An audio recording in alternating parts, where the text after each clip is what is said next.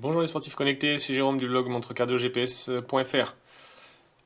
Je vais vous présenter dans cette vidéo tous les réglages qu'on peut faire sur les profils sportifs de l'Amazfit Stratos. Alors c'est pas la première vidéo sur cette montre, vous trouverez les autres dans la playlist, mais ça m'a semblé important parce qu'en fait vous allez voir les réglages sont un petit peu différents de ce qu'on peut trouver sur les montres avec lesquels j'ai l'habitude de faire des tests, comme des Garmin ou autres. Donc, tout d'abord, on déverrouille l'écran tactile. Ici, on va choisir donc un mode sportif course à pied. Voilà, et en fait, vous voyez, on va aller faire les réglages pendant qu'il cherche déjà le GPS. Donc, bon, on s'en fiche. Voilà, on arrive dans les paramètres du profil sportif. On peut commencer par définir un objectif. Alors il y a différents objectifs. Celui qui me semble le plus intéressant parce qu'on ne le trouve pas ailleurs, c'est le Training Effect. Donc ici en fait, on va aller pouvoir choisir une séance. Donc la durée est fixe. On choisit le Training Effect.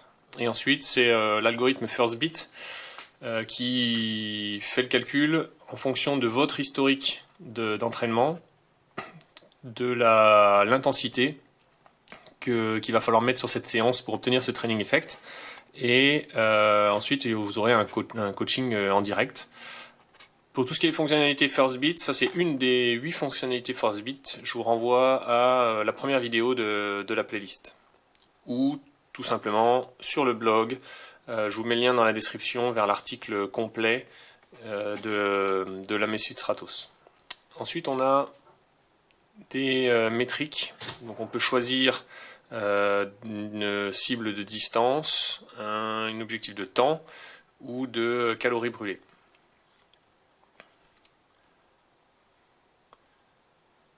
Ensuite, on peut définir des alertes. Donc, assez classique, alerte au tour, alerte de fréquence cardiaque. Ensuite, on peut définir un tour automatique et une alerte sur l'allure. Donc, si on prend un exemple, sur l'allure, voilà, si on veut faire du 4 km au 1000, et on a ici le petit bouton vert pour valider. Ensuite, plus de paramètres. Là, on peut activer les coachings en direct, le coaching audio, pause automatique, tour automatique. Donc ça, c'est des choses qu'on connaît. Real time stat. Alors ça, je pense que c'est l'écran de graphique du profil. Donc moi j'avais un graphique sur la fréquence cardiaque. Ensuite on choisit la disposition des champs, 6 champs de données ou 4 champs de données. Là vous voyez qu'en fait on ne peut juste choisir que le nombre de champs de données sur la montre. Ensuite dans l'application on va choisir le type de données qu'on veut afficher. Mais on ne peut pas configurer comme sur les montres classiques. Je veux en haut à gauche tel champ de données, je veux au milieu en gros tel champ de données. Là-dessus c'est quelque chose qui manque. Bon, voilà, il n'a pas trouvé le GPS, c'est pas étonnant. Ensuite on peut activer la distance 3D. Donc là, si jamais j'ai un article sur le blog qui en parle, à quel moment est-ce que c'est intéressant de l'activer ou pas l'activer?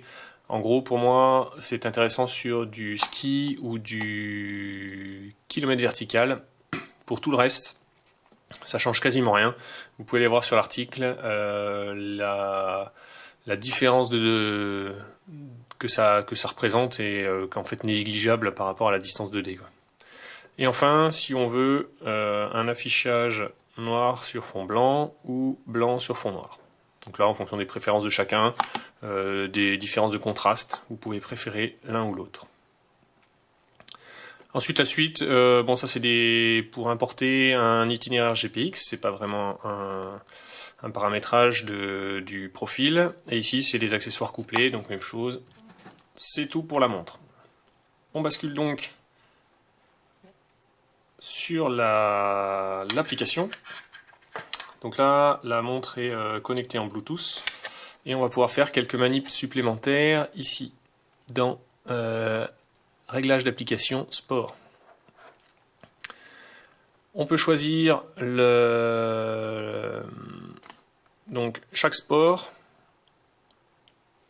chaque profil sportif. On va continuer donc la configuration du profil course à pied. Ici, on va donc choisir les données qu'on veut afficher sur l'écran de course à pied.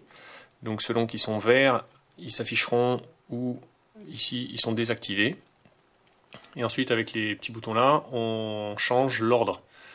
Si on veut monter l'allure plutôt que le cardio, on le monte ici.